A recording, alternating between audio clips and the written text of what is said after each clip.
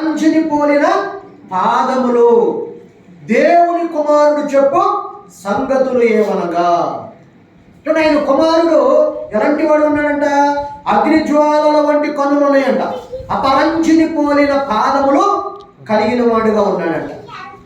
కనుక మొట్టమొదటిగా ఆ సంఘములో ఉన్న కొన్ని విషయాలని ప్రభువు చెబుతూ ఉన్నారు.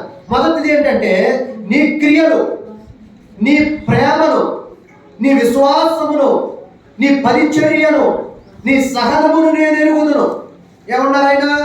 నీ క్రియలను నేను ఎరుగుదును, నీవు ఎలాంటి ప్రేమను ఉన్నావు ఆ ప్రేమను నేను ఎరుగుదును, నీ విశ్వాసమును ఎరుగుదును, నీ పరిచర్యను ఎరుగుదును, అయినను నీ మీద తప్పు ఒకటి నేను మోపవలసి ఉన్నదని.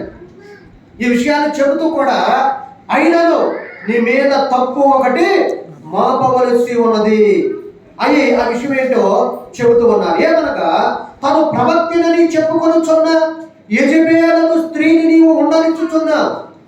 తన ప్రవక్తనని చెప్పుకొనుచున్న యెజబెలును నీవు ఉండనిచ్చుచున్నా. చూడండి, జాగ్రత్తలు చేయుటకు విగ్రహములకు బోధించుచు వారిని మోసపరచుచున్నది. మారు మనసు పొందుటకు నేను దానికి సమయం ఇచ్చి తిని గాని. ఏం చేశాడంట ఆయన? మారు మనసు పొందడానికి ఆయనకి సమయం ఇచ్చాడంట. ఆమెకి చూడండి, సమయము ఇచ్చాడంట.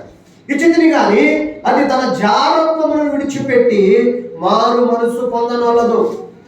చూడండి, ఈ పని మారు కొనుక్కోకుండా చూడండి మారు మనసు పొందట్లేదు.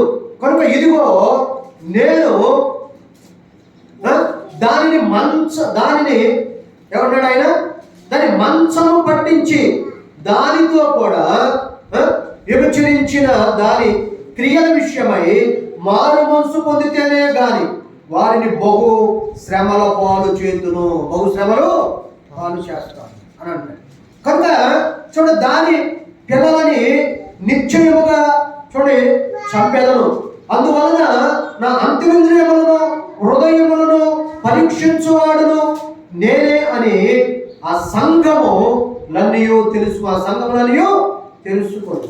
ఏంటంటే, అందువలన అంతరింద్రియములను హృదయములను పరీక్షించువాడును నేనే అని సంఘములన్నయూ తెలుసుకొను. సంఘములన్నీ తెలుసుకునేటట్లుగా ఈ విధముగా నేను చేస్తాను.